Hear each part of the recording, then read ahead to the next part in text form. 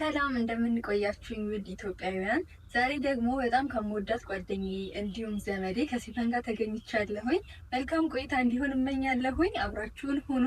ቪዲዮውን ላይክ በማድረግ እና ቻናሉን ሰብስክራይብ በማድረግ ጀምሩ። ላለሁኝ አመሰግናለሁ።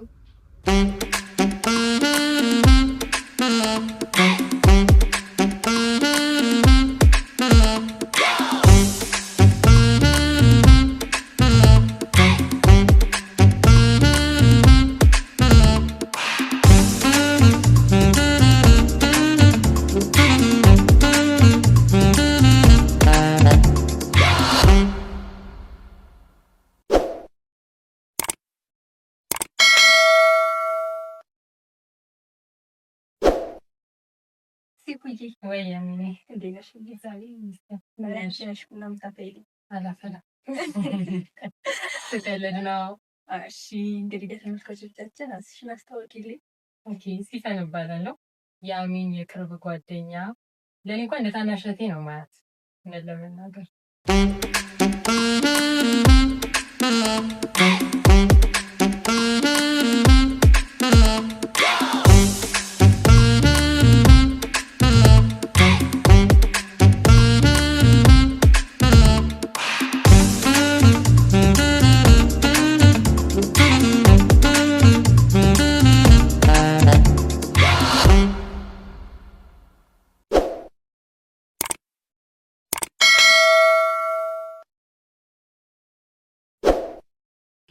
ሲፉዬ እንደ ጓደኛ አደጋው ደረሰባት ተብሎ ሲደወልልሽ ምን ነበር የተሰማሽ? ምን ሳደረግሽ? በመጀመሪያ የተሰማኝ ሜርሲ ነበረች ደውላ ጎረቤትሽ የነገረችኝ እና በጣም ነው የደነገጥኩት። ከዛ ወዲያው ደግሞ የተሰማኝ ጸጸት ነው። ጸጸት ማለት ያን ቀን የወደቅሽ ቀን ላይ ከኔ ጋር ቀጠሮ ነበረሽ። ከዛ እኔ አንቺ ቤት መጥቼ አብረን እንድንውል ማለት ነው። ቀኑ ከብዶኝ ስለነበር አብረን እንድናሳልፍ ነበር እና መሀል ላይ ፈተና ኖሮብኝ ከዛ ስደውልልሽ ወጥቻለሁ አልሽኝ ከቤት። ከዛ ወጥቻለሁ አልሽኝ። ለምን ወጣሽ? ከቤት እንደማትወጪ ተነጋግረን ነበረ አታታይም። ከዛ አንቺ ወጥተሻል። ከዛ በዛ ትንሽ ደበረኛ። የት ሄድሽ ምናምን ነገር ስልሽ እንደውም ታስታውሻለሽ ልጁን አገኘሁት ምናምን ነገር አልሽኝ። ከዛ ከፈተና ስወጣ ስደውልልሽ ስልክሽ አልሰራልኝም ምናምን እና ቀጥታ ከቤት ወደ ቤትሽ ከመመለስ ይልቅ ወደ ስራ ቦታ ወደ ራሴ ጉዳይ ሄድኩኝ። አጋጣሚ ሆነ እና ምናልባት አብሬያት ብሆን ቤቷ ብሆን እሷን ወይ ውጭ ከሆነች ይዣት ብገባ ኖሮ ይሄ ነገር አይፈጠርም ብዬ አሰብኩ እና ጸጸት ነው።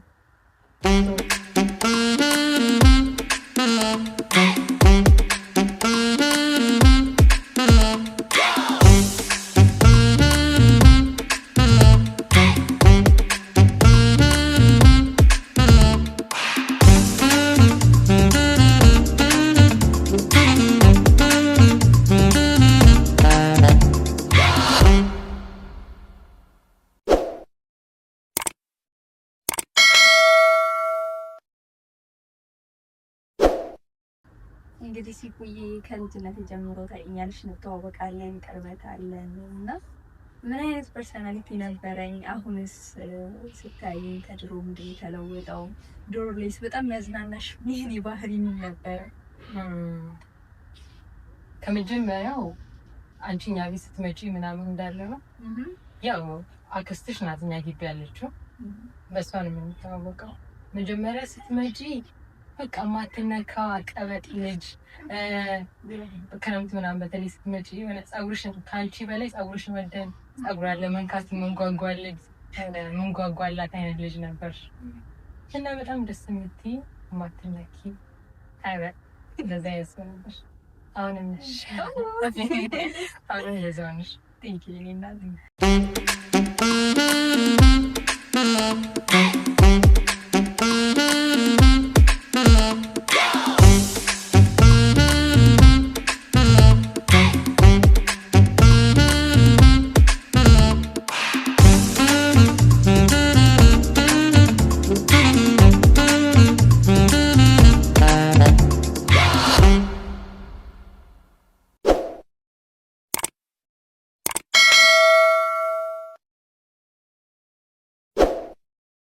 ሲፉዬ በአደጋው ታይም ላይ አስታውሳለሁ ወደ ሰርጀሪ ከመግባቴ በፊት ጸሎት እያደረግሽልኝ ነበረ። አባታችን ብለን ነው ወደ ሰርጀሪ ሩም የገባሁት እና ያኔ የነበረሽ ስሜት ምን ነበረ? ምን ተሰማሽ? ምን አሰብሽ? ልክ ስትገቢ ወደ ሰርጀሪ ስትገቢ የኛ በጣም ትልቁ ችግራችን የነበረው ዶክተሮች ከሰርጀሪ በኋላ ሊፈጠር የሚችለውን ነገር ሲነግሩ ነው እና ያን ታይም ያው ቶሎ ልትራመጂ እንደማትችይ ምናምን ሲነግሩ ነበረ። እውነት ለመናገር ምንም አይነት ጥርጣሬ አልነበረም። የሆነ ተራምደሽ ምናምን ወደፊት እናያለን እንጂ እነሱ አትራመድም ወይ የሆነ ነገር ሲሉ ውስጤ ምንም አይነት ስጋት አልነበረም። እውነት ለመናገር ጭራሽ። ሰርጀሪ ከገባሽ በኋላ ደግሞ ምን እያደረግሽ ነበር የሚለው ነው ያለቀብኝ። እሱኛው ደግሞ ከሜርሲ ጋር ነበር ያሳለፍነው። ምንም ነገር አላደረግንም። መዝሙረ ዳዊት ይዤ ነበር ሄድነው። ከዛ እኔ በመዝሙረ ዳዊቱ ሜርሲ ደግሞ በስልኳ እያከታተልን እያረፍን እያቆምን እየጸለይን ነበር፣ ስናነብ ነበር። በቃ ምንም አይነት ስጋት አልነበረ። መጽሐፍ መዝሙረ ዳዊቱን ከማንበብ ውጭ እንደዛ ነበር ያሳለፍነው። ከሰርጀሪ ከወጣሁ በኋላስ አይ በቃ መቆም ትችላለች፣ ጥሩ ነው፣ አሁን ቢያንስ 10 ወር ነው የሚፈጀው ከዚህ በኋላ ስትባይስ ውስጥሽ ምን ተሰማው? እንዳልኩሽ ነው መጀመሪያም ጥርጣሬ አልነበረኝም። ሲቀጥል ደግሞ አንቺ ራስሽ ውስጥሽ ቶሎ ብሎ ያን ነገር ለመዳን እየሞከርሽ እየጣርሽ ነበረ። እንደውም ነርሶቹ ሲያስገድዱሽ ስታለቅሽ እኔ ራሴ እኮ እየሞከርኩኝ ነው፣ እኔ ራሴ እኮ መራመድ እፈልጋለሁ ምናምን እያልሽ እያመንሽ ጣትሽን ራሱ እንዲስተካከሳክሽ እንደ ልጅ የተከታተሉሽ ነበር ምናምን። 10 ወር አልጠበኩም። መጀመሪያው አላመንኩበትም ብለዋል፣ ግን አላመንኩበትም እና እንደዛም ሆነ። መጨረሻሽም እንደዛው ነው።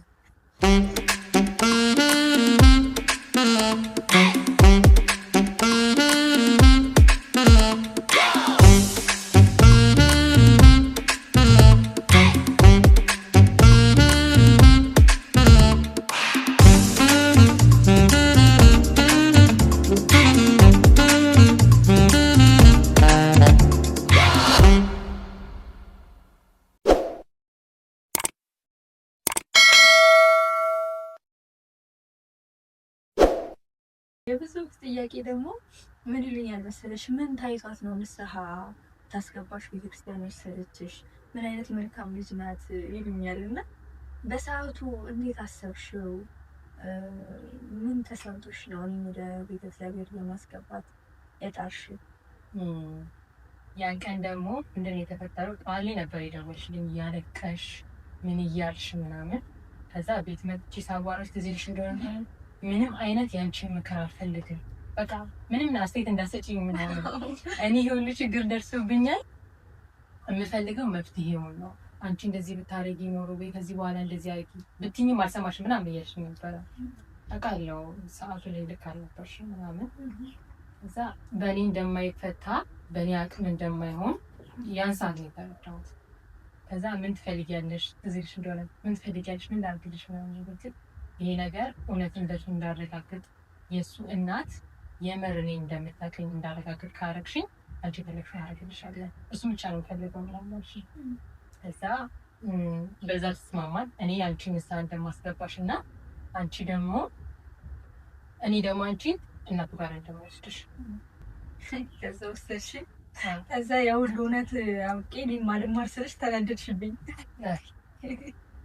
የባሰው እንደውም የባሰው ያንተኝ ነው። ከመጀመሪያ ሀውስጣት አባታችን ጋር ሄድን፣ ጥሩ ነበረ ምናምን። እሳቸው ጋር ፈርተሽ ነበር። ሰልፋችን ድረስ አባ ድረስ ደረሱት ወደኋላ ሲፈን እያልኩኝ ስቆነድድሽ በጣም ነበረ የሚያስፈራው። ግን ከተናገርኩ በኋላ እኮ ቀሎኛል በተወሰነ አለ ባሻት ባሻት ምናምን። ከዛ አሪፍ ነበረ እና ይብሳል ያልኩሽ ደግሞ ይሄን ጨረስን። እናቱ ጋር ሄደን ያን ነገር ሰማሽ። ታክሲ ውስጥ እያለን ምን ተፈጠረ? እሱ ደወለ እና እንዴት ነበር ያደረገሽ? እኔ ገዳይ ነበር እንግዲህ እሱ ከዛ ይጮሃል፣ እኔ ስልክ ለመንጠቅ እታገላለሁ። ሰው ሁሉ እየመጠጠብን ትክክል አልነበረም። በእርግጥ ያሳይሽ በዙሪያ ያሉ ሰዎችን ነበረ በጣም ስጎዳ የነበረው። እኔ መጎዳቴ ሰው እንደሚጎዳ አላውቅም ነበረ እና በጣም ብዙ ሰው አንቺን፣ ኤልሳን፣ ጓደኛዬን፣ ውብን፣ እናቴ ሁሉ እንዴት ሰዎች ስጎዳ ነበረ በዛ ሰዓት። እኔ አልታወቀኝም እንጂ በሰበቡ ይቅርታ ነው እንግዲህ ምንም ሌላ ምን እላለሁ። ደግሞ ቡናሽ ሬዲዮ አለ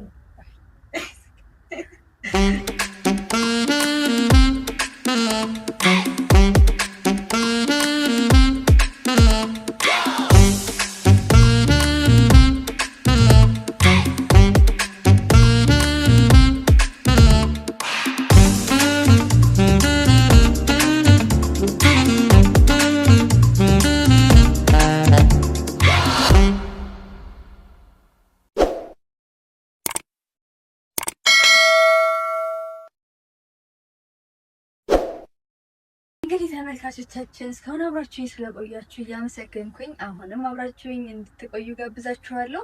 ቪዲዮውን እየገባችሁ ሰብስክራይብ፣ ላይክ በማድረግ ቤተሰብ ሆኖ ሲፉዬ ወያሜን ብዙ ጊዜ ጓደኛ ማቾች በችግራቸው ሰዓት አይደራረሱም። የብዙ ሴት እህቶቻችን ችግር ጓደኞቻቸው በችግራቸው አይደርሱላቸውም። ለጓደኛ ጥሩ አመለካከት የላቸውም። አንቺ ግን በችግሬ ሰዓት በመከሬ ሰዓት ነበርሽና ምን አይነት ሰው ብትሆኚ ነው? መጀመሪያ ምስጋና አለው።